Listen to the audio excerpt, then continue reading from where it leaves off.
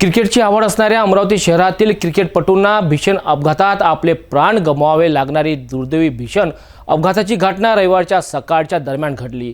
यवतमाळ शहरात आयोजित क्रिकेट टूर्नामेंटमध्ये सहभागी होण्याकरिता अमरावती शहरातील 14 पेक्षा जास्त युवक खासगी मिनी ट्रॅव्हल्सने यवतमाळच्या दिशेने निघाले। एवढ्यात नांदगाव खंडेश्वर तालुक्यातील शिंगणापूर गावानजीक एका मिक्सर ट्रकने जोरदार धडक दिल्याने या भीषण अपघातात 4 तरुणांचा जागीच मृत्यू झाला, तर अनेक युवक गंभीर जखमी झाले।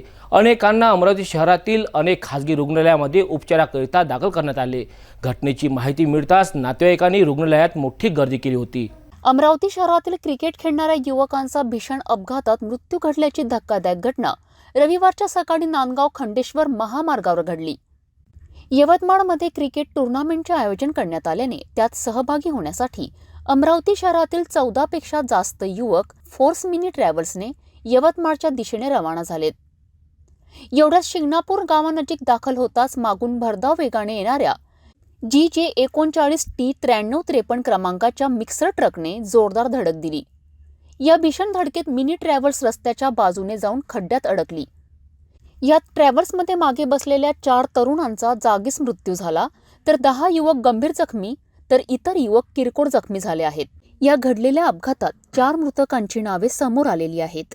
यामध्ये वल्लभनगर अमरावती येथे राहणारे 23 वर्षीय संदेश संजयराव पाडर, यशोदानगर येथे राहणारे 20 वर्षीय श्रीहरी विजयराव राऊत, चैतन्य कॉलनी येथे राहणारे 22 वर्षीय सुयश प्रमोद अंबरते, तर कौठा येथे राहणारे 18 वर्षीय आयुष गजानन बहाडे। यात गंभीर जखमींची नावे गाडगेनगर येथील पदम सौरभ कॉलनी येथील 27 वर्षीय सौरभ कुभरे यांना रेडियंटमध्ये रेफर करण्यात आले आहेत। 20 वर्षीय शुभम तिवस्कर यांनाही रेडियंट येथे रेफर करण्यात आले आहे। किरण नगर येथील 20 वर्षीय प्रणवसिंग प्रतापसिंग यवतीकर यांना रिम्स येथे रेफर करण्यात आले आहेत। वल्लभनगर येथे राहणारे 24 वर्षीय प्रज्वल राजेंद्र कुचे हे रिम्समध्ये ICU मध्ये आहेत।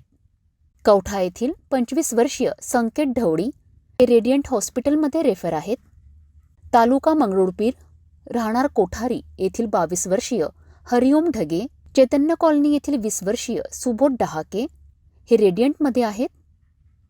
सरस्वती नगर येथील 23 वर्षीय ओम अटाळकर हे सुद्धा रेडियंटमध्ये आहेत। किरणनगर येथील मयूर नागपुरे वय 24 वर्ष हे सुद्धा रिम्समध्ये आहेत। गाडगेनगर येथील पदम सौरभ कॉलनी येथील 24 वर्षीय साहिल जनरे हे सुद्धा रिम्स हॉस्पिटलमध्ये आहेत। तालुका मंगरुळपीर राहणार पोटी पारवा येथील 20 वर्षीय हरिओम लुंगे हे रिम्समध्ये आहेत, तर 30 वर्षीय चालक अक्षय सुरेश चौधरी राहणार शेगाव नाका हे सर्व गंभीर जखमी असलेल्या युवकांची नावे आहेत।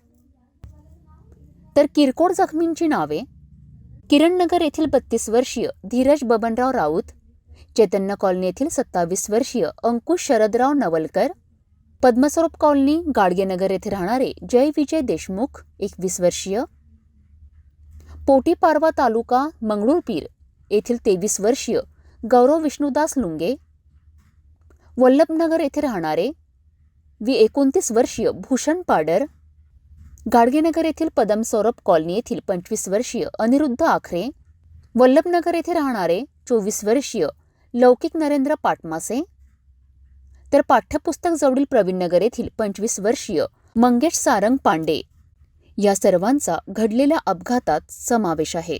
याच घटनेची माहिती मिळताच नांदगाव खंडेश्वर पोलीस दाखल होऊन जखमींना नांदगाव खंडेश्वर आरोग्य रुग्णालयात तसेच काहींना अमरावती शहरातील विविध खासगी रुग्णालयात दाखल करण्यात आले आहे।